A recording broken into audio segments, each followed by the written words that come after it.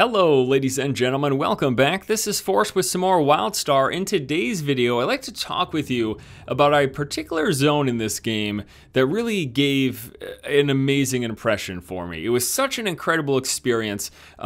Just the mechanics of the zone, the atmosphere, the audio of the zone, everything about it really pulled me in, so much so that I honestly consider this to probably be one of my favorite areas in an MMO to date. Out of all the MMOs that I've played over the years, this was easily one of the most interesting and certainly one of the most immersive in terms of pulling me in. So I'd like to talk with you about why that is. First of all, the zone itself goes by the name of Farside, and it happens to take place on a planet that has much less of a gravitational pull than the rest of the game. So what this means is you've got a much higher jump height. Now with this, you're able to play around and honestly double jump over mobs while you're speeding up on a mount, like your hoverboard, for example. And there's just a whole lot of atmosphere that's created with this mechanic that is very interesting. They're able to provide these jumping puzzles that would otherwise be impossible in the normal confines of what you have within WildStar. But also, I think the biggest thing and the reason I'm just singing the praises of the zone Farside is the atmosphere and the ambience that was created. So let me just talk with you about it. So first and foremost, I first arrived in this area and thought, oh, this is kind of neat. I can double jump and oh, the surface of this area looks sort of like a moon. But then I started listening to the sounds, and they have this really nice muffled sound to everything that's going on around you. There will periodically be these little meteorites that will crash into the ground, and that's just, it's not in a particular boss fight or particular area. Just while you're exploring, you'll have this giant meteorite land right in front of you, and you'll have to dodge it whatever you're doing, whether or not you're just traveling or if you're in the middle of a fight against enemy NPCs or enemy players. And then we've got the muffled sound of being in space. Your character, when you're in this area, will be wearing a helmet, so that's very neat. But all that stuff pales in comparison to the two things that I found most interesting. Number one, the music. I haven't talked about this yet when talking about WildStar, but I have to tell you, the music in this game is phenomenal. It is so, you know what? I'm gonna shut up. I'm gonna let you listen to it for a minute.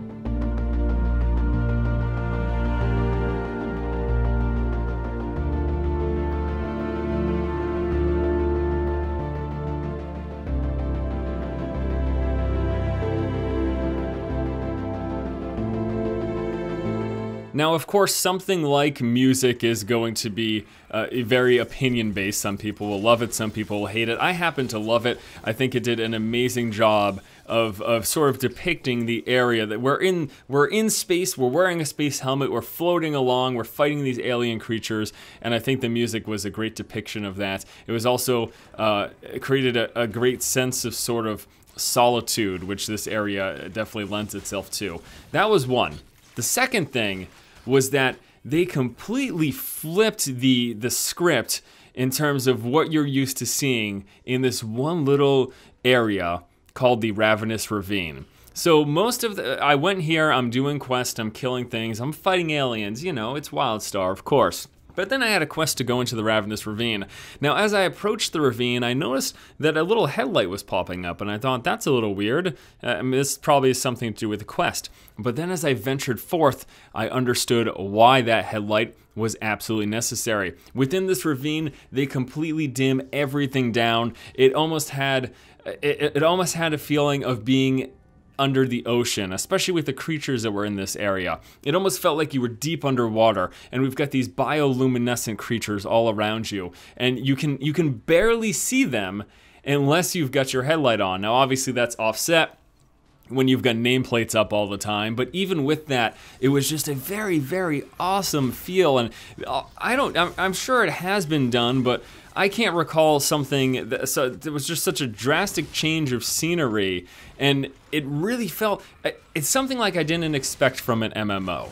I guess that's to be in pitch black and to barely see anything except for what's in front of your headlight is something that I didn't really expect for an MMO. And this is an area that I spent an incredible amount of time in. And once going through the Ravenous Ravine, at the end of the ravine, you're then brought into this derelict silo in which we've got these like zombie-like creatures and huge waves and all these little eggs that you have to squash. And there are these mechanical structures and beans that you have to engage with. Again, this whole video is going to sound super fanboy, but the reason I wanted to make it is simply because when playing through this last night, I was just hit with the environments and everything about the atmosphere. Again, so the sounds, the muffled sounds of your space helmets, the fact that you're floating along, you know, compared to the rest of the zones, that you can jump over NPCs, then being brought into this deep, dark area where you could barely see anything, and that all on top of the great soundtrack that they've got going through this zone.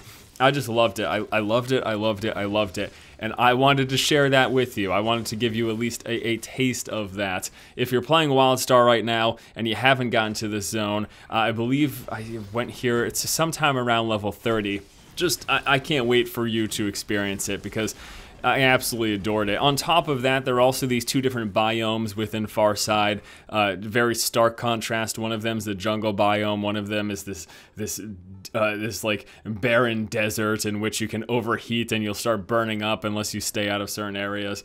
Man, oh man, the zones in this game, they do it for me. They do it for me, and that's a personal thing. And I really didn't get this in the first few, you know, the first few levels. Probably in the first 10 to 20 hours. I didn't get much from the zones that I've been into, but this one really hit me, and again, that's why I wanted to make this video, because I wanted to share that with you guys. So that's pretty much it. You know, there's not much informative here. There's not much critical here. This is just me saying, hey, I thought this was awesome.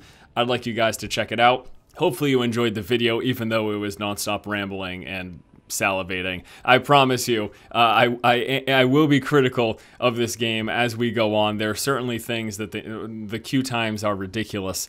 That needs to be fixed. The nameplate's disappearing. That's a huge problem. I can't believe that was a problem in beta and it's still a problem at launch. You know, no games could really be considered perfect 100% of the way, at least in my opinion. There's always room for improvement. But this is something that hit me, and again, I just wanted to show that to you guys. So thanks so much for watching. Hopefully you enjoyed this video. Stay tuned for more WildStar coverage coming up. As long as I keep playing, I will continue to keep covering this game. So stay tuned. Thanks so much for watching. I hope you have a great day. Keep watching and keep owning.